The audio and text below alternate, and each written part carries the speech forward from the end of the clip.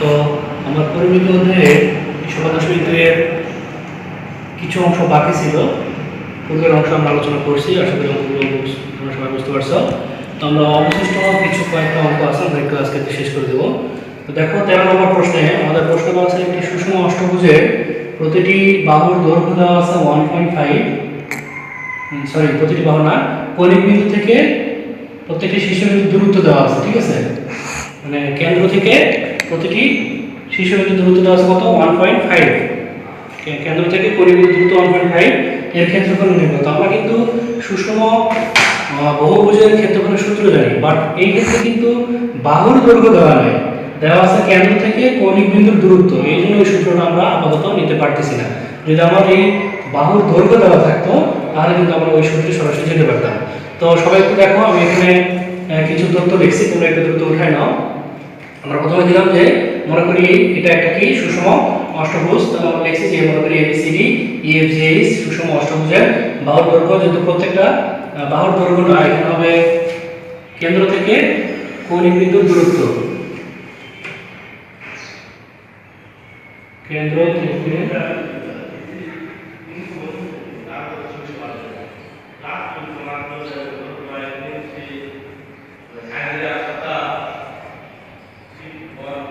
কেন্দ্র থেকে কৌণিক বিন্দুর দূরত্ব, যেহেতু সবগুলোই সমান সুষম এই জন্য আমি এইভাবে দিছি।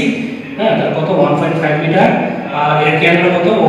তো আমরা এখানে 8টা ত্রিভুজ উৎপন্ন হয়েছে, এবং যেহেতু এটা সুষম তাহলে 8টা ত্রিভুজের ক্ষেত্রফল কিন্তু কি হবে? সমান হবে। আমরা একটা ত্রিভুজের ক্ষেত্রফল বের করে যদি আমরা 8 দ্বারা গুণ দেই তাহলে কিন্তু পুরো এই বহুভুজের ক্ষেত্রফল পেয়ে যাবো। এইটা আমরা প্রথমে একটা ত্রিভুজের ক্ষেত্রফল বের করব। তো এই ত্রিভুজের ক্ষেত্রফল বের করতে গেলে আমরা জানি এটা তো একটা বৃত্তাকার অষ্টভুজ, তাই না? তো বৃত্তের কেন্দ্রে কত কোণ উৎপন্ন হয়? 360 ডিগ্রি। তো 360 ডিগ্রি যেহেতু এখানে 8টা ত্রিভুজ আছে, 8 দ্বারা যদি আমরা ভাগ করি তাহলে এই কেন্দ্রে কিন্তু কোণটুকু আমরা পেয়ে যাব। আমরা সেটা বের করছি যে A ও B কোণ সমান, A ও B কোণ ইকুয়াল কত হবে? 360 ডিগ্রি ডিভাইডেড 8 ইকুয়াল কত? 45 ডিগ্রি। আমরা কোণ পেয়ে গেলাম।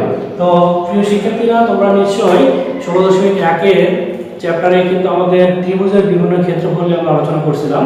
তো ওখানে কিন্তু আমাদের একটা ফর্মুলা ছিল, ত্রিভুজের যদি দুই বাহু দৈর্ঘ্য এবং এদের মধ্যবর্তী কোণ দেওয়া থাকে তাহলে তার একটা ক্ষেত্রফলের সূত্র আমরা জানি। সেটা হচ্ছে কি? নিশ্চয়ই তোমরা জানো, হাফ AB sin C, তাই না? তো আমরা এই সূত্র এখানে ইউজ করব। তো সেটা আমরা নিলাম হাফ, এখানে AB বলতে বাহুর দৈর্ঘ্য, তো এখানে একটা হচ্ছে OA আর একটা কত? OB, আর sin এখানে sin C মানে এখানে মধ্যবর্তী কোণ আমরা কত পাইছিলাম? 45 ডিগ্রি আমরা বসায় দিলাম। তাহলে এখানে OA OB মান যেহেতু দুটোই সমান আমরা বসায় দিলাম। তো ঝটপট এটা একটু ক্যালকুলেশন করো, দেখা যাক রেজাল্টটা কত আসে। তো আমরা দেখতে পাচ্ছি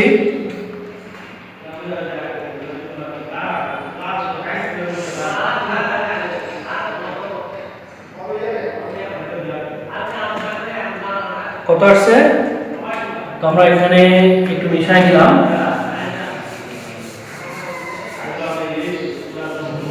তো ত্রিভুজের ক্ষেত্রফল আমরা পাইলাম কত?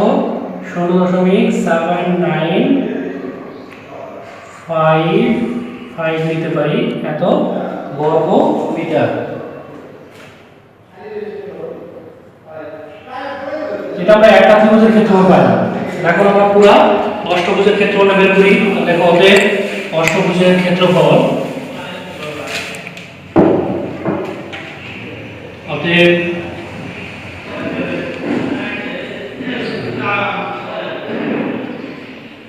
অষ্টভুজের ক্ষেত্রফল ইকুয়াল কত হবে? এই পুরো ত্রিভুজ AOB এর ক্ষেত্রফল। তোমরা এটাকে 8 দ্বারা করলে তাহলে এই গুণন 0.7955 ইকুয়াল, তাহলে এই গুণন 0.7955 6.364 বর্গ মিটার। এটা আমাদের आंसर। আমরা এটা প্রায় লিখলাম। আশা করি অঙ্কটা তোমরা বুঝতে পারছো। ঠিক আছে, এরকম অঙ্ক উদাহরণ আছে আরো বিভিন্ন বই তোমরা পাবা পরীক্ষার প্রশ্নে, একটু দেখে নিও সবাই। এরপর আসো সৃজনশীল, এখানে কয়টা আছে আমরা একটু দেখি। 14 নম্বর একটা সৃজনশীল প্রশ্ন দেখো। এখানে বলছে যে একটা আয়তাকার একটি ফুলের বাগানের দৈর্ঘ্য 150 মিটার এবং প্রস্থ 100 মিটার। বাগানটির পরিচর্যা করার জন্য ঠিক মাঝ দিয়ে 3 মিটার চওড়া দৈর্ঘ্য প্রস্থ বরাবর রাস্তা আছে।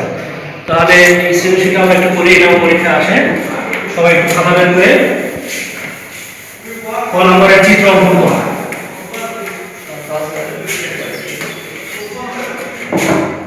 তো আয়তাকার একটা বাগান,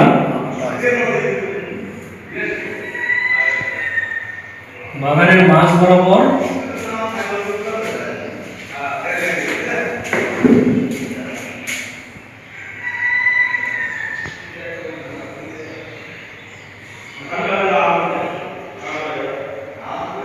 এরকম বাগানটি পরিচর্যা করার জন্য মাঝ বরাবর আড়াআড়িভাবে একটা রাস্তা আছে, ঠিক আছে।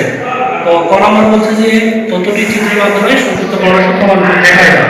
তো তোমরা চিত্রটা আমি অঙ্কন করে দিলাম, একটু বর্ণনা দিয়ে দিও যে দেখো যে দেওয়া আছে বাগানের দৈর্ঘ্য 150 মিটার এবং প্রস্থ কত 100 মিটার এবং বাগানটি পরিচর্যা করার জন্য মাঝ বরাবর 3 মিটার চওড়া একটি রাস্তা আছে।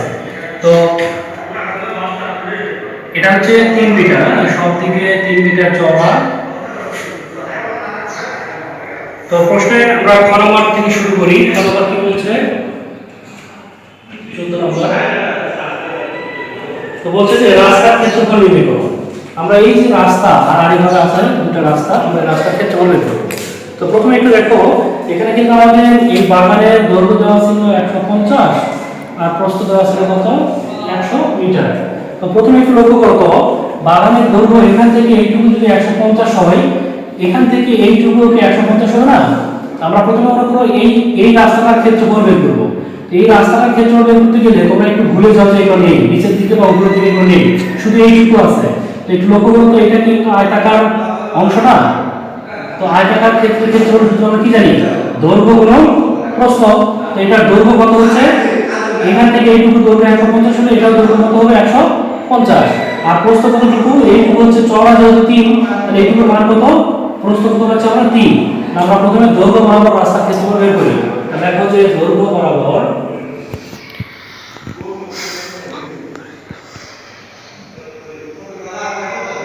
রাস্তার ক্ষেত্রফল ইকুয়াল, আমরা জানি দৈর্ঘ্য কত 150 গুণন প্রস্থ কত 3 এত বর্গ মিটার। তাহলে কত হচ্ছে এত বর্গ মিটার। এবার আসো প্রস্থ বরাবর ক্ষেত্রফল। একইভাবে দেখো, মনে করো এইবারে এই সাইডে আর এই পাশে নেই, এই পুরোটুকু আছে, এইটুকু কল্পনা করো। তো এইটা কিন্তু একটা দেখো আয়তাকার অংশ। এই আয়তাকার অংশের ক্ষেত্রফল সূত্র তো আমরা জানি দৈর্ঘ্য গুণন প্রস্থ। এটাও দেখো দৈর্ঘ্য এইটুকু হচ্ছে না, আমাদের কিন্তু এই বাগানের প্রস্থ যেহেতু ছিল 100, তাহলে এখান থেকে এইটুকু যদি 100 হয়, এখান থেকে এইটুকু কত হবে 100। আর প্রস্থ কতটুকু? এখান থেকে এইটুকু চওড়া কত 3। তাহলে এখানে আমরা পাচ্ছি দৈর্ঘ্য গুণন প্রস্থ, তার দৈর্ঘ্য কত হচ্ছে 100, প্রস্থ কত হচ্ছে 3। তাহলে এখানে 100 গুণন 3 এত বর্গ মিটার। তাহলে এখানে গুণগুলো কত হচ্ছে 300 বর্গ মিটার। তো এখন আসো, এই যে দুটো রাস্তা পালাম, এই দুটো রাস্তার ক্ষেত্রফল যোগ করলে কিন্তু আমাদের রাস্তার ক্ষেত্রফল পেয়ে যাবো। কিন্তু একটু সমস্যা হলো, এই জায়গায় এসে দেখো এটা কিন্তু একটা বর্গাকার সাইড। এটা কিন্তু একটা, যেহেতু এইদিকেও 3 এইদিকেও 3, তাহলে এইটুকু কিন্তু একটা বর্গাকার অংশ, তাই না? এইটুকু কিন্তু একটা বর্গাকার অংশ। তো আমরা কিন্তু প্রথমে এই দৈর্ঘ্য বরাবর রাস্তার ক্ষেত্রফল যখন বের করলাম, তখন কিন্তু এইটুকু আমাদের হয়ে গেছে, কারণ এই পুরোটাই আমি ক্ষেত্রফল বের করছি। আবার যখন আমি প্রস্থ বরাবর বের করলাম, তখন কিন্তু এইটুকু আমি নিয়ে নিলাম। তাহলে এই অংশটুকু আমার কিন্তু দুইবার যোগ করা হয়েছে। তাহলে আমাকে কি করতে হবে? একবার এটা কি করতে হবে?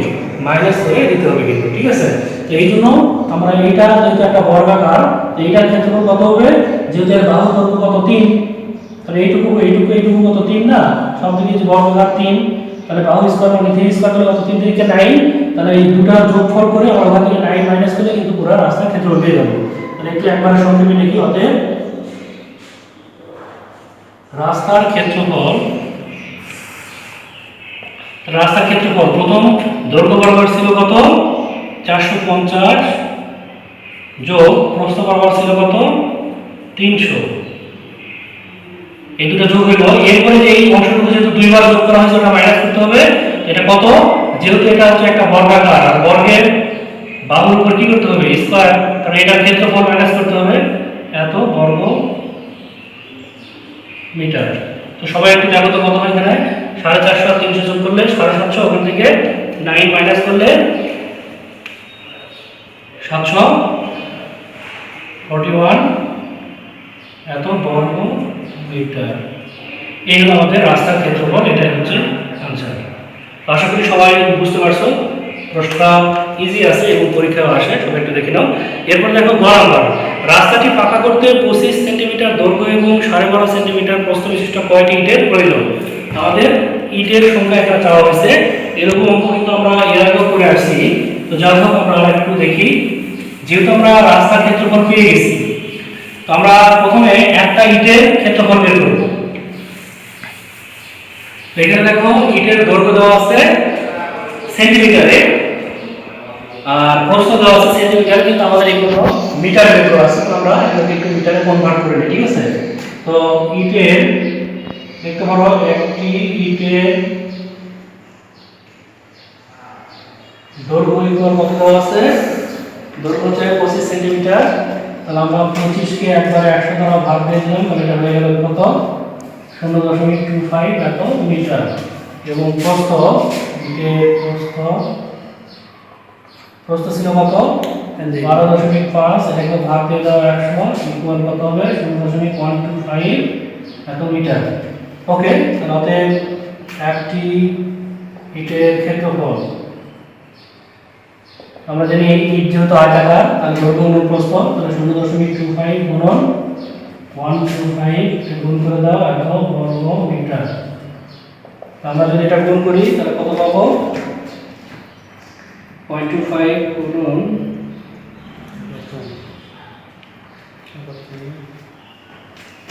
0.03125 এত বর্গ মিটার। এটা একটা ইটের ক্ষেত্রফল। অতএব প্রয়োজনীয় ইটের সংখ্যা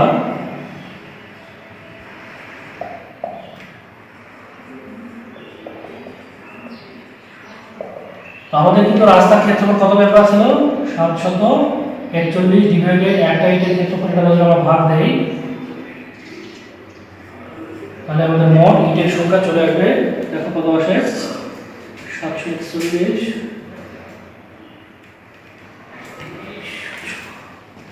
23,712 এতটি আমাদের ইটের প্রয়োজন। এটা হচ্ছে আমাদের আনসার। তো এই ছিল আমাদের মোটামুটি ইম্পর্টেন্ট একটা সৃজনশীল। আর সৃজনশীল এখানে বলতে 15 নম্বর একটা প্রশ্ন আছে, এটা সোজা আছে। দেখো একটা চিত্র দেওয়া আছে, এই চিত্রের পুরোটা একটা বর্গাকার চিত্র। তবে একটু বলে দেই, ওকে, তাহলে বুঝতে পারবো। দেখো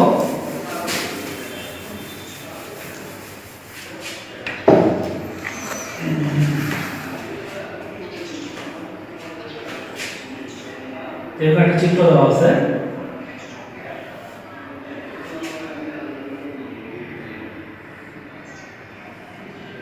তো দেখো এই চিত্রের এখান থেকে এটা উচ্চতা দেওয়া আছে কত?